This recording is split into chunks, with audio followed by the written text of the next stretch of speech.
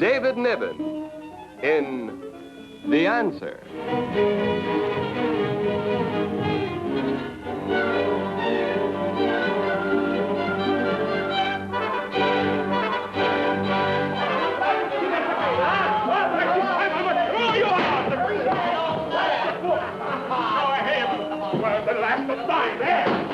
You bum cheat the pay to you. That's the last time you're going to trick me out of the drink. Now listen to me, my good man. I'm no you good man. True, tonight you are not my good man. You are an uncouth lout, a miserable boor, and without question, the roughest bartender in the neighborhood. Go on and shut up your face. Deny me the right to imbibe, if you must, but my inalienable right to speak, never. Deacon, I'm telling you just one more times. Keep out of my place and leave my customers alone, or I'm a break your neck. All right, Rocco, but rest assured, my congressman will hear of this outrage.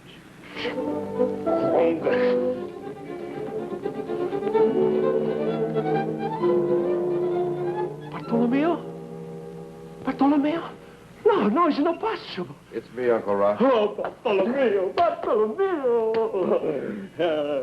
Hey, why you no answer my letters? No even one penny postal card for your Uncle Rocco. No excuses, Uncle Rock. No, my. It's enough for me, you hear? Hey, come inside, Bartolomeo. Come in. Hey, everybody, turn your face. And now maybe you're going to believe Rocco, eh? I want for you to meet my famous nephew from Hollywood in California. This is what's your famous name? Bart Thomas. Bart Thomas. Hi, Bart. Hi. Hello, everybody. I'm going to get for you bottle vino, the best. From California, huh? Yeah. Hey, isn't San Diego in California? Yeah, that's what I thought. Then I've been there. I knew a guy out there one time named Kinkady. Ever run across a guy named Kinkady? I'm afraid not. Do you ever know a guy named Smith? Hey, here she is, Bartolomeo. The wine you and me, we make. You still have a bottle left. I save it just for you. Salute. Salute.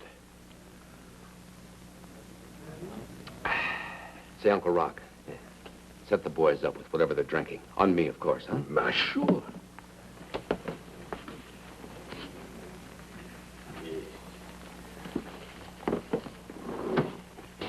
Hey, what's this? For the beer. What's the matter? You crazy or something? You're not going to spend 1 cent on my place. Rocco is going to bunch you for everything. That's very nice, Uncle Rocco. That's my pleasure. With the compliments of my famous nephew from Hollywood in California. Thanks, Mac. Well, drink hearty, man. Say, Uncle Rock. Go ahead. Bartolomeo, why is it after all of these years you now come home? Not because you lonesome for your Uncle Rocco. You must have a special reason, eh? Yes. You're going to tell your Uncle Rocco, eh? I don't know if I can put it in so many words. I don't know if you'd understand. You try me. All right. I've come home to try to find something. What? To find myself. To find me. Bartolomeo Tomaselli. You was right. I know, understand. I don't blame you. Okay. You start over. You explain me one more time, huh? All right, I'll try. Go ahead. Uncle Rocco, have you ever felt like you've come to the end? Felt completely finished, burned out? Like you couldn't ring up another sale or even pour another glass of wine? No. You try me again, eh? All right. You ever see any of my pictures? Sure, I see all of your page. You like the pictures I write? Sure, they're wonderful page. Why, Rocco? Why do you like them? Well, all the time, in your pitch, I never have to worry. Because all the time, your pitch is end up so nice. Thanks, Rock. You're very kind. I'm glad I came home. But, Bartolomeo, you can go around with a longer face. You got to pick up your chin and push out some smile. Hey, Rocco, draw me another beer. Hold your horse. Now, I'm going to forget what I was going to say. It wasn't no import.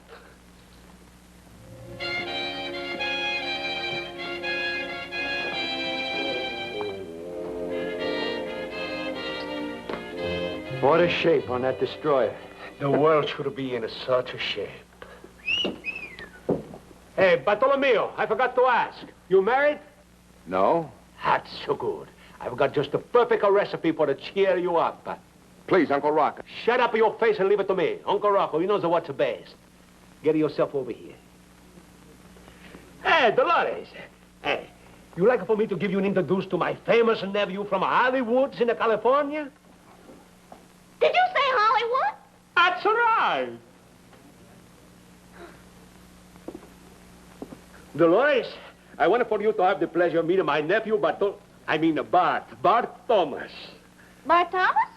You never hear from Bart Thomas? Bart Thomas, the big writer? Oh. Do you know any of the stars? Some. I'm an actress, too, you know. Actress. She's in the line at Clancy's joint in the village. I do a specialty, too, you know. I'm so sorry, Sarah Bernhardt. Ah, shut up. You do a specialty? Yeah, would you like to see it? Oh, I don't believe that's necessary. Hey, he's a die for to see your specialty. Go on, Dolores. Okay. Well, this is the way it is, see. I got on one of those short little skimpy costumes, you know, the kind with a lot of tassels on it. And they hit me in the eye with a blue and white spotlight, and all the girls move way, way back. Back, back, back, back, and... Da-da-da-da-da-da.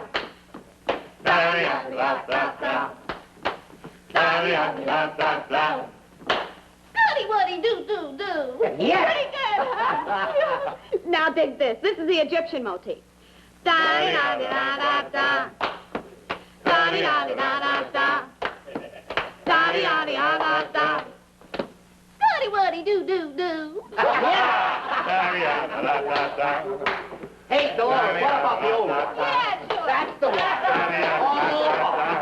Yeah. Goody-woody-doo-doo-doo. You! Hey, Dolores, Thanks. Did you really like it, boss? Very much. You think I'm good enough for pictures? After all that work, you must be thirsty. Let me buy you a drink. What'll it be? Champagne cocktail. He's a buy, but I'm a pay. You drink beer. Okay. Hey, it's almost closing time. Would you like to come up to my place for a little snack? Maybe you would be a perfect recipe for a cheer up. Huh? I said, what would your folks think if you brought a stranger home at this hour? Oh, I live alone. Oh. Say, Rocco, while you're at it, set the boys up with a round on me. On you, eh? You keep spending money, I'm gonna go broke. Set 'em up. Here's to Hollywood. Scuddy-wuddy, do.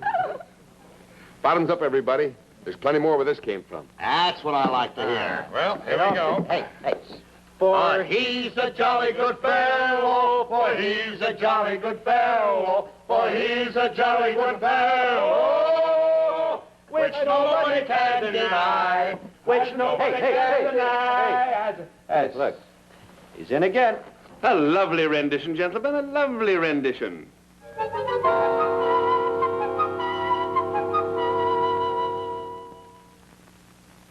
El Baco.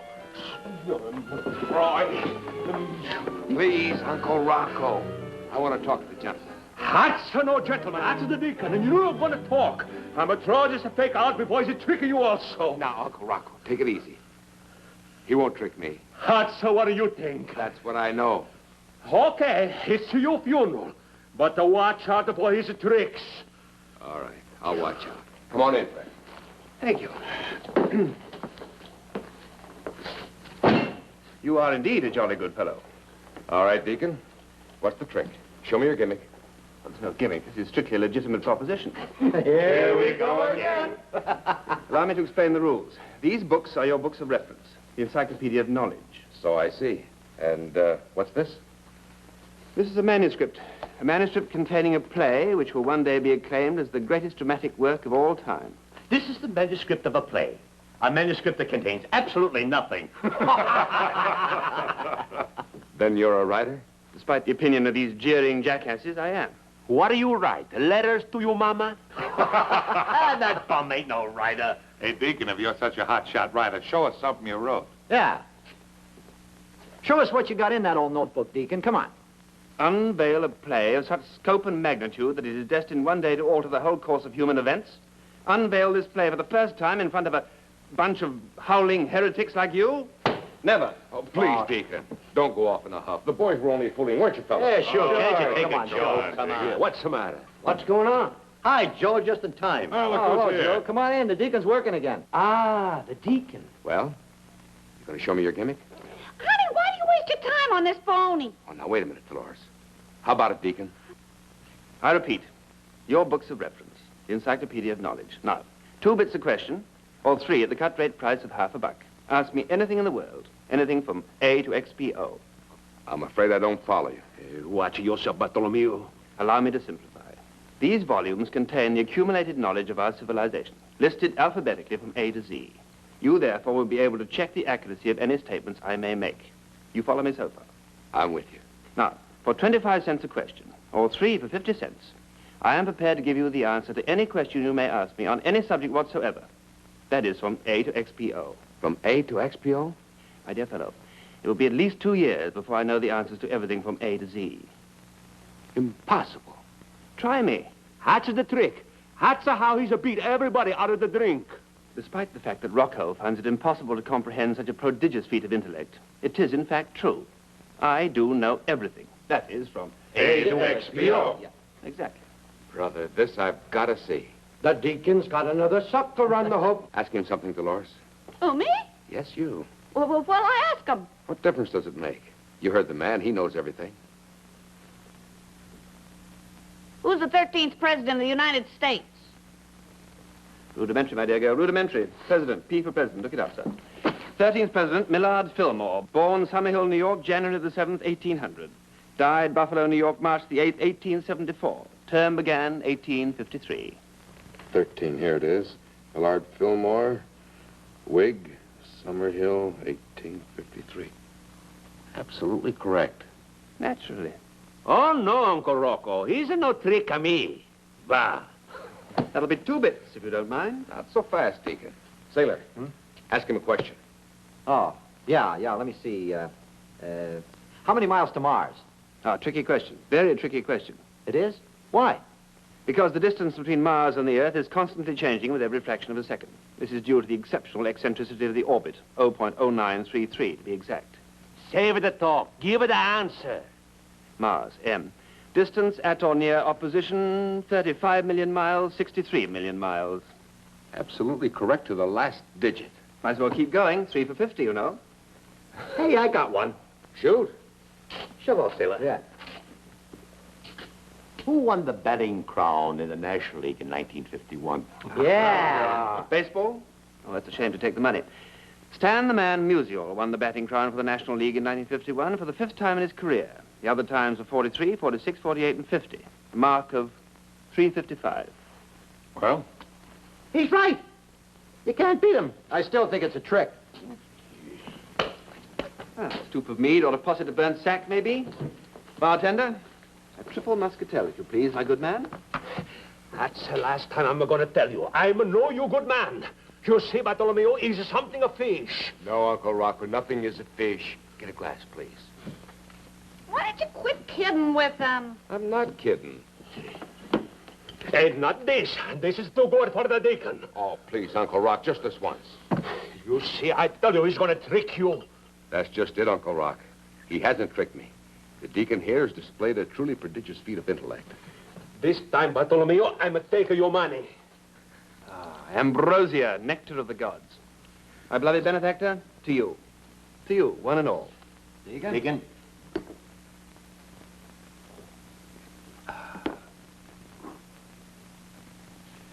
Well, adieu, fair friends, adieu. Deacon, Yes?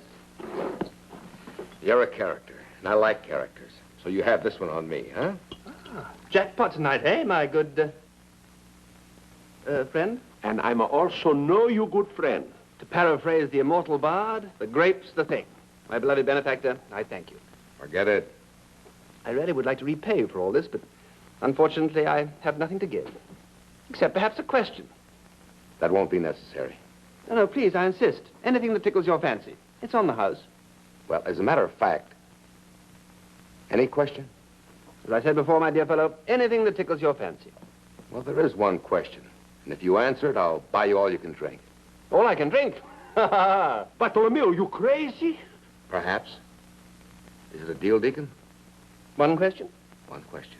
It's a deal. Power when ready. All right, I want the truth, nothing but the truth.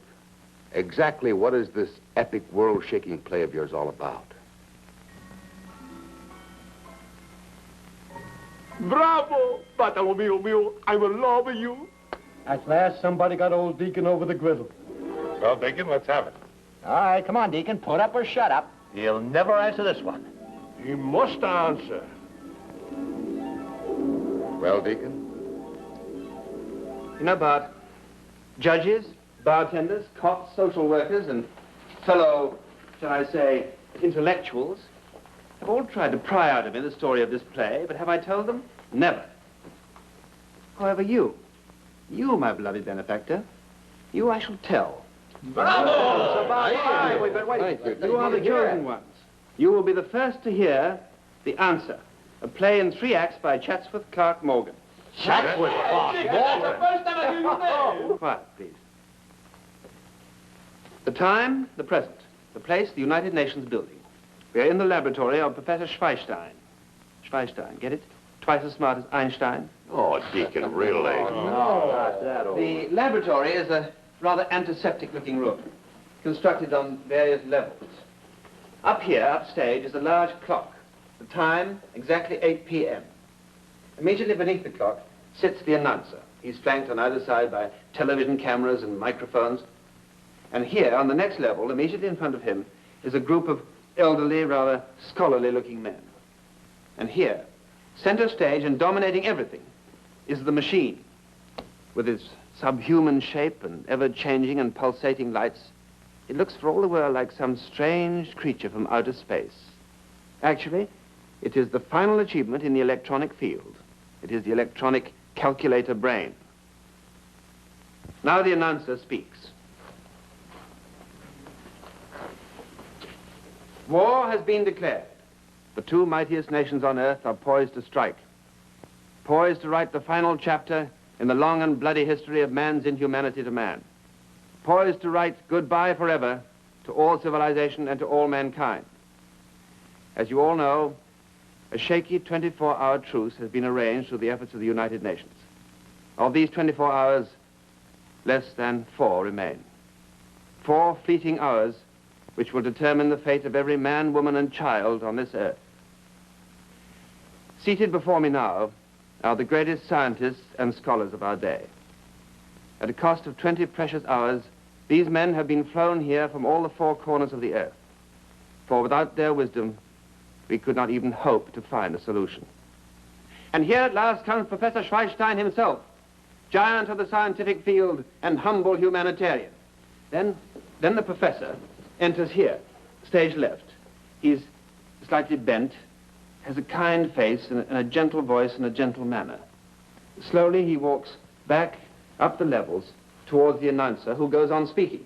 The announcer says, "Upon the shoulders of this man rests the last hope of a terrified world, for only he can find the answer to the problem which has plagued mankind from his very beginnings.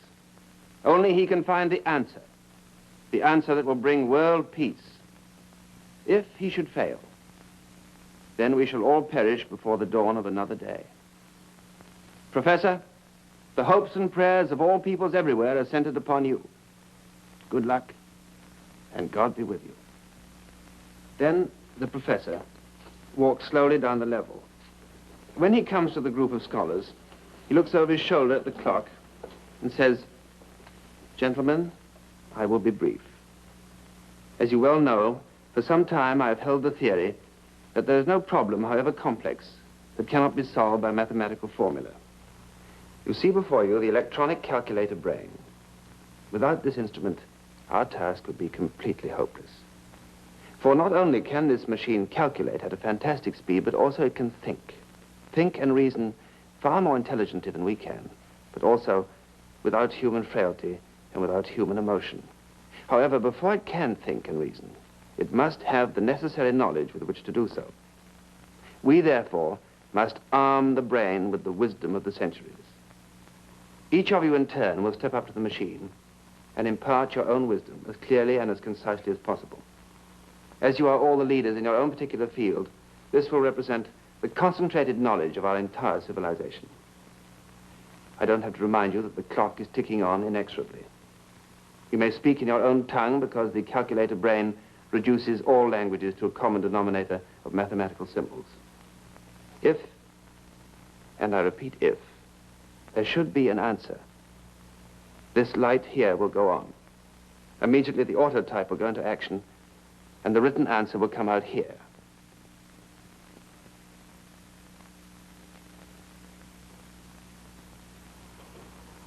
You know, this is exactly the spot where I got stuck in this play 15 years ago. Stuck? Deacon, Wasn't you give us a line? Relax, gentlemen. The storyline is complete. It has been for several years. Tell me, Deacon, what was your problem? Problem? Very simple, but almost insurmountable. I realized that if I was to speak for these mental giants that I had accumulated upon my stage, that I would have to learn everything. Everything in the world from A to Z. Oh, then that explains all this business of 8XPO. Exactly. And as I've worked, I've added to my play. Remarkable. 15 years of hard work. Net result, one almost completed play, no money, no recognition, and apparently no regrets. None whatever. Talk. I want to know, the machine, she's to push out the answer, yes or no? For crying out loud, Deacon, finish the story, will you? All right, where was I? The professor. He was telling the boys to come up to the machine. Yeah, and if there was an answer, the machine would light up or something, remember? Yeah, that's the way it went. Yeah, I remember. Then, under the guidance of Professor Schweinstein, they start the education of the electronic brain. The first man called upon is the geologist, and he tells all about the physical properties of this little planet of ours, this dark star upon which we live. When he's finished, the professor orders the machine, absorb factor 1. Then the machine seems to come alive. Its pulse quickens, and with a strange noise, like a million mice scrabbling over a sea of tissue paper. Factor 1, geology, is absorbed. After that, the machine lapses back into its somnambulistic state. Then all the others in quick succession, the economist, the historian, the philosophers, and the scientists, all impart their knowledge to the machine until, with but 3 minutes left before the fateful hour of midnight, the electronic brain is in a position to absorb all the concentrated knowledge of our civilization. Then there is a hush as the professor prepares to give his final instructions. Absorb and correlate all factors. Again, that strange noise as the machine obeys. The tension mounts. And then the professor says, prepare for final question.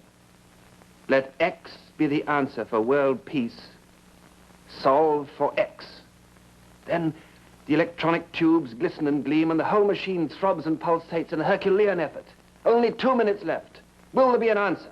Is the world doomed or will we all be saved? And then with 1 minute more, a cry from the professor. A light! A light! There is an answer! An answer for eternal world peace!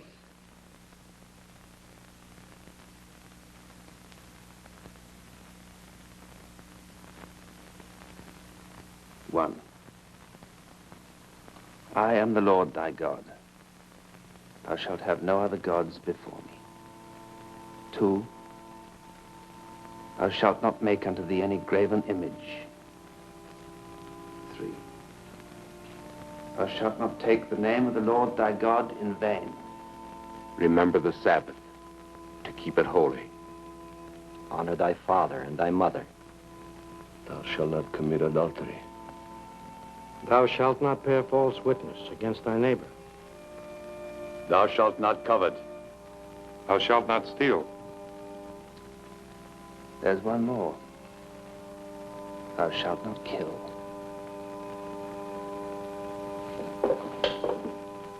But that's just the same old 10 Commandments.